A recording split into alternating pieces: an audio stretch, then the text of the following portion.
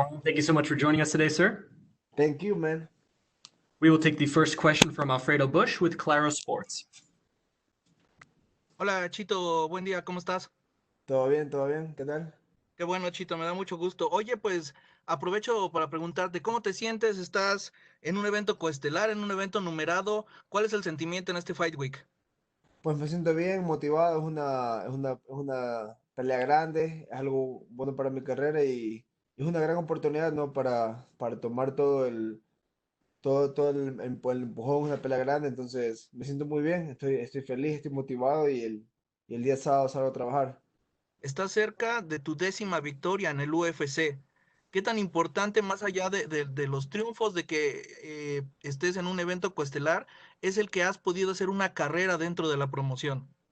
Pues es algo grande para mí, para mi país, para mi familia y son cosas que me enorgullecen, ¿no? Saber que el trabajo duro, la disciplina y todo me ha traído tan lejos, ¿no? Y me va a seguir llevando hacia arriba por mi ética de trabajo. Muchos de los focos van a estar puestos en Sean O'Malley, pero tú tienes esta posibilidad grande de colocarte en la élite del peso gallo. ¿Cómo lo sientes? ¿Cómo ves la pelea? Pues me siento bien, es una pelea dura como cualquier otra y estoy contento, estoy fuerte y el día sábado voy a salir a acabar a mi oponente. La última de mi parte, Chito, ¿qué esperas de este número? Yo sé que no hay gente, yo sé que a lo mejor esta pandemia ha sido muy complicada para todos, pero el saber que estás allí en ese lugar, ¿qué te hace sentir y cómo esperas la pelea? Pues me hace sentir bien, no es una pelea grande, es el Common Event y el día sábado pues salgo a darle una alegría a todo mi país y a toda la gente que me sigue. Perfecto, muchísimas gracias, Chito, mucha Gracias a suerte ti, el sábado. hermano, cuídate. Abrazo. And we will take our next questions from Damon Martin with MMA Fighting. Hey, Cheeto, I know this fight has been a long time coming. You were matched up with Sean like a year ago. Were you happy that you finally get the chance to face him? Was this kind of the fight you were hoping to get? Honestly, like as I said before, like I'm just happy when I get the call, whoever is in the other side of the corner doesn't matter to me and when they offered me the fight, I was like, yeah, let's do it because I had a different fight before I get offered this one, but then they called me and like, hey, what about this? I'm like, you guys signed the contract, I signed it, dog, doesn't matter who's the name in the next side. And I know that there's been a lot of talk leading into this fight, but from what you've seen out of Sean O'Malley, have you been impressed by him at all?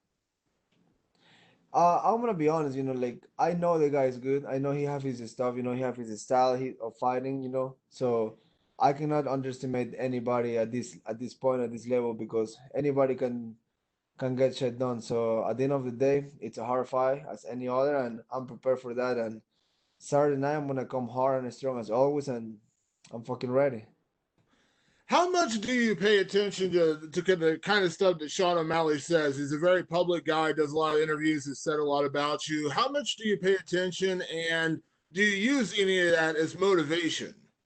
Oh no, the all the motivation came from myself, from my heart, from my family, from achieving my goals and get stuff done for me and for the people that I love. And then the rest, is just part of the show, part of the business. It's fun. I enjoy the process. I enjoy all the shit talk, answering stuff. But I do it when I feel it, and sometimes I don't fucking feel it. I just want to fight, and that's why I like to be active and be able to do this every 2 3 months because I really like to compete and that's what really matters to me. What my opponent has to say or not is good because I build the fight, put us in a good spot. But at the end of the day, the cage is gonna be locked and then it's the time that I really have fun. When I'm able to compete and try to fuck somebody up. What do you make Sean coloring his hair in the colors of the Ecuadorian flag? Well, that's a good question that a lot of people ask me, but honestly, I don't really know. It could be Venezuela, it could be Colombia, it could be Ecuador. You don't have the logo on that, so I don't know which country he dyed his hair, but good for him. I have yellow or blonde, so I'm supporting all the yellow flags out there. So good for him. We're free to do whatever the fuck we want. That's why we pick this sport because it's not like a regular job that somebody tell you what to do and when to do it. So good for him. So if he's trying to do it to try, and because obviously, being from Ecuador, it doesn't bother you. Oh, my skin's thicker than his mom, so I'm good with that. It's hard to get in my mind. I was the youngest in the family. I got a lot of fucking bullets, like my brother, my everybody. So we grew up fucking a lot with each other. So I'm good in that side. Win, lose, draw, whatever. I'm here to fight. I'm here to put in a show, and Saturday night, and my paycheck's gonna grow. Thank you, Cheetah. Best of luck. Thank you, brother. I appreciate you. And we will take the next question from Gabriel Gonzalez with Cageside Press. Hey, Chito. So everyone's talking about his hair. You're not usually blonde either. Can I ask what made you want to dye yours? In this whole when the quarantine started, I've been dyeing my hair. My hair was pretty long at the beginning, so when I shaved my head again and went back to normal me. It was in the beginning of when all this started with the COVID, and then I went from green to pink to blonde to blue.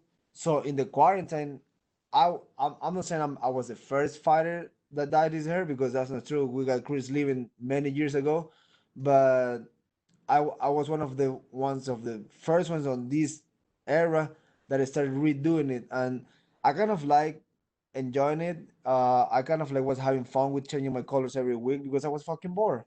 But now, I just go by feeling. Last week it was pink, and then before that it was like almost white. So I'm just, I'm fucking around. There's nothing else to do besides fighting and dyeing your hair and get tattoos. Have you gotten new tattoos lately? I get my neck. I get a flower from this Russian chick in LA. So tattoos are cool. You better be getting a bunch. All right, I got you. Hey, it's a fun time to be a bantamweight. I mean, you've got a big three up there with Peter Yan, Marlon Moraes, and Aljo. Ask, how do you see all that playing out? When it's all over, which of those three do you think is going to be at the top? I really feel like Alju is the next in line. He's been working his way up since he got couple tough losses, but that's something that I admire when somebody grind his way up and get shit done. I feel he's next in line. Peter Yan did a really good job getting the belt, but he's been in a past prime guy. All Aldo, which it's a fucking legend. He was a hero back in the day, but let's be real. Right now, the guy cannot win a fight. So good for him for get the belt, because the belt is the belt. Once you're the champion, you never go back. But I feel Aljo have to fight next to see really what happening, and then it's a pretty fun division right now. Like, I'm pretty excited. There's a shit lot of good fights, so I'm excited to be here and let the bangers go. Obviously, if you get the win Saturday, it would be a big deal. Can I ask, up until this point, what has been the coolest moment of your career, either MMA or grappling? Um, I would say being in the UFC, like the UFC it's fucking amazing. Like when I used to fight in South America, like it's just different, When when it's like in the shows before the UFC, it's like it's just the fight day that matters, because there's not like a fight week like we have in the UFC. Like, since the staff, the people that work here, like how they make everything for you, like this is fucking cool. That's why this is the best league in the world, to be. And I'm so blessed to be here, and I enjoy the whole process. So to me, the coolest moment of my career is made it to the UFC. My final question for you, Chito. Obviously, you've imagined pulling off that upset, ending the hype and all that. When you think about the fight in your mind, how do you finish Sean O'Malley? I just see myself going in there, and I'm fucking the guy up. Like, I'm pretty ready. I'm feeling good. I'm confident. And I show in every fight. I come to fight, and I'm putting a show for the fans, and that's what they like. That's what they pay for. Nobody pays for a hugging contest, or a fight against the cage. People pay for a fight. They're maniacs. They love bleeding. They love fucking exchange. So I'm here to put on a show. I'm an entertainer, and that's what I'm gonna do Saturday night. Thanks, Chito. Thank you. And we will take our next questions from Adrian Gallardo with Vavel, Argentina. ¿Qué tal, Chito? Muy ¿Todo buenas bien? tardes. Todo bien. Bueno, quería preguntarte cómo fue la preparación para esta pelea. Pues la preparación fue como todas, ¿no? Fue muy fuerte, con mucha dedicación, manteniendo un campamento bastante serio, bastante fuerte y me siento bien, me siento cómodo, me siento tranquilo y estoy en muy buena forma. Perfecto. ¿Sabes que O'Malley es uno de los rivales más importantes que tuviste hasta el momento y que va a ser una pelea relevante este próximo sábado en la Costelar? Es una pelea relevante, ¿no? Por eso es la costelar, ¿no? Yo creo que están usando esta pelea para que el ganador de la pelea se vaya para arriba y obviamente agarre toda la fuerza, los fanáticos y eso, ¿no? Entonces es una pelea grande y la estoy tomando en serio como lo he hecho en toda mi carrera, ¿no? Para mí la pelea que tengo enfrente es la más importante de mi vida, pero asimismo serán las siguientes que vienen, ¿no? Entonces me he preparado fuerte, me he preparado a conciencia y estoy listo para el sábado. ¿Cómo tomaste las provocaciones que hizo O'Malley, por ejemplo, por lo del pelo y todo eso? Si les diste importancia y qué pensás de él más allá de esto como rival. No, pues para mí toda la importancia está en el negocio, ¿no? En hacer dinero, en ganar las peleas y imponer un espectáculo, ¿no? El resto, lo que se haga, lo que se diga, mis oponentes, para mí eso no tiene, ¿no? Ya tú que en lo personal que eres argentino, cuando peleé en Argentina, vieron todo lo que mi oponente dijo o hizo y nada cambió, ¿no?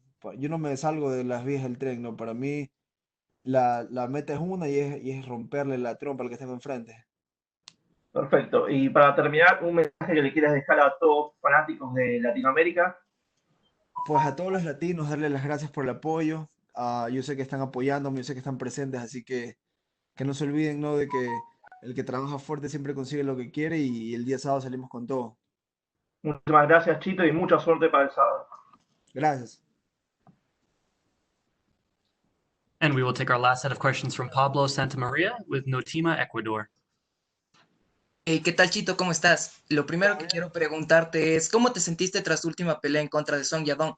Me imagino que enojado por la pésima decisión, pero también contento por el apoyo que recibiste de todo el Ecuador. Sí, no, el apoyo fue grande, como siempre, es algo que me motiva a seguir adelante, que me hace feliz y claro, no, las cosas no se dieron como quería, las cosas pudieron haber sido mejor, pero al final del día son cosas que no podemos controlar y uno tiene que seguir mirando hacia el frente y trabajando. ¿Y cuáles consideras que son las fortalezas y debilidades de Sean? ¿Y piensas que esta es la pelea más importante de tu carrera? Pues la pelea que tengo enfrente siempre es la más importante en mi carrera, ¿no? Sin importar quién sea, ¿no? Entonces, yo no me enfoco mucho en quién es mi rival o qué hace o qué dice, yo me enfoco en mí, en ganar y estoy preparado para este sábado. La última vez que te realizaste la prueba de COVID, vimos de ahí que tenías un poco de problemas. ¿Qué pasó con esta vez? ¿Ya más acostumbrado o no? Claro, ya una vez que te acostumbras después de la vez, de un par de veces ya no te molesta mucho, ¿no? Pero las primeras sí fueron bien jodidas de hacer. Muchos de tus fanáticos piden el regreso de la cumbia chonera y mucha suerte para el sábado, Chito. Todo el Ecuador está contigo. Muchas gracias, lo aprecio mucho y para todos los ecuatorianos que me apoyan, que están pendientes, le doy las gracias de corazón y que sepan que el día sábado estoy preparado, estoy listo y pues en una de estas peleas pongo la música de nuevo. No he estado, siempre cambio de música, pero al final del día la bandera siempre sale conmigo y mi corazón, la tricolor siempre está presente. Gracias, Chito. Suerte. Gracias. Thank you so much, Marlon. That is all the time we had for you, sir. Sweet. Good to go. Thank you, man. Thank Appreciate you. you.